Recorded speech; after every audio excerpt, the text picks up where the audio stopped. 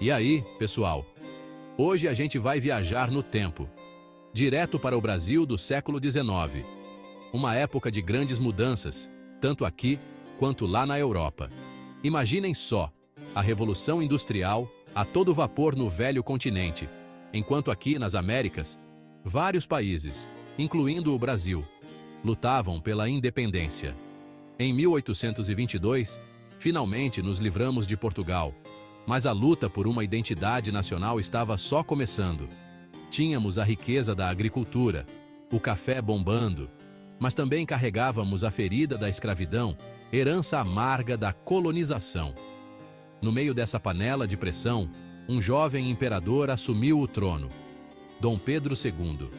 Nascido em 1825, ele carregou o peso e a responsabilidade de liderar um país cheio de contrastes, buscando a unidade e o progresso em meio a tantos desafios. A vida de Dom Pedro II se mistura com a própria história do Brasil no século XIX, um período cheio de reviravoltas e que ainda hoje nos fascina. Ser criança já não é fácil. Imaginem ser um futuro imperador. Dom Pedro II teve uma infância atípica, marcada pela turbulência da independência do Brasil. Filho de Dom Pedro I e da imperatriz Dona Maria Leopoldina, ele viu a mãe partir cedo e o pai abdicar do trono quando tinha apenas 5 anos. Pedro ficou então sob a tutela de professores e mentores que lhe proporcionaram uma educação rigorosa e de alto nível. Ele era um CDF de carteirinha, devorava livros de história, ciências, idiomas e ainda mandava ver nas artes, mas a responsabilidade bateu cedo à sua porta. Com a abdicação do pai, Pedro foi aclamado imperador com apenas 5 aninhos de idade. Começava ali um longo período de regência, até que ele atingisse a maioridade. Finalmente, em 1840, aos 14 anos, sim, 14, Dom Pedro II foi declarado maior de idade e assumiu de vez o comando do Brasil. Era o início de um reinado que duraria quase meio século. O jovem imperador, com sua inteligência e dedicação, conquistou a admiração do povo. Mas não foi moleza, não. Logo de cara, revoltas e conflitos internos colocavam em risco a unidade do país, enquanto a questão da escravidão fervia, dividindo opiniões. Com pulso firme e habilidade política, Dom Pedro II conseguiu pacificar a nação e fortalecer o poder central. Ele implementou reformas administrativas, deu um gás na economia e investiu pesado em educação e cultura. Dom Pedro II era antenado e sabia que a educação, a ciência e a tecnologia eram o caminho para o progresso do Brasil. Durante seu reinado, o país deu um salto e se modernizou para valer. Escolas e universidades pipocaram por todo canto. Bibliotecas ficaram lotadas de livros novos e museus abriram suas portas, mostrando o valor da nossa cultura. O imperador, sempre ligado, incentivava a vinda de artistas e intelectuais estrangeiros para cá, promovendo um intercâmbio cultural importantíssimo para o Brasil se inserir no mundo. E não parou por aí. Dom Pedro II também botou fé na construção de ferrovias e linhas de telégrafo, interligando as diferentes regiões do Brasil, facilitando o comércio e a comunicação. Essas iniciativas foram essenciais para fortalecer a unidade nacional e colocar o Brasil nos trilhos da modernidade. A escravidão era um fantasma que assombrava o Brasil no século XIX. A abolição era um assunto que dividia o país, gerando debates acalorados e tensões.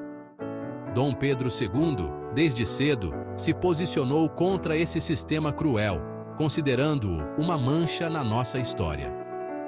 Durante o seu governo, diversas leis foram aprovadas, como a Lei Eusébio de Queiroz, em 1850, que proibiu o tráfico negreiro, um passo importante para a abolição total. E, finalmente, em 13 de maio de 1888, a princesa Isabel, filha de Dom Pedro II, assinou a Lei Áurea, libertando os escravos e dando um fim a séculos de exploração. A abolição foi uma vitória, um marco na história do nosso país. Dom Pedro II era um verdadeiro nerd. Poliglota de mão cheia, falava português, francês, inglês, alemão, espanhol, italiano e até latim. Era rato de biblioteca. Sua coleção tinha mais de 60 mil livros. O imperador era apaixonado por ciências, principalmente astronomia e botânica. Ele trocava cartas com os maiores cientistas da época, como Charles Darwin e Louis Pasteur, e incentivava expedições científicas aqui no Brasil para desvendar a riqueza da nossa biodiversidade. E não podemos esquecer o incentivo às artes. Dom Pedro II patrocinava artistas, músicos e escritores, valorizando a cultura brasileira aqui e no exterior. Ele mesmo escrevia poemas e peças de teatro, mostrando que entendia do riscado. Apesar dos avanços durante o reinado de Dom Pedro II, nem tudo eram flores. O movimento republicano ganhava força, questionando a monarquia e defendendo um novo modelo de governo. A Guerra do Paraguai, 1864-1870, mesmo com a vitória brasileira, deixou um rastro de destruição e gerou um rombo nos cofres públicos, enfraquecendo o império. A abolição da escravidão, apesar de justa e necessária, desagradou parte da elite agrária que enriquecia com o trabalho escravo. A saúde debilitada de Dom Pedro II e a falta de um herdeiro direto também contribuíam para a instabilidade política. A princesa Isabel, herdeira do trono, enfrentava a resistência de grupos que não aceitavam uma mulher no poder. A coisa estava ficando preta. A insatisfação popular fervia. A crise política e econômica colocava lenha na fogueira, criando o cenário perfeito para a proclamação da República.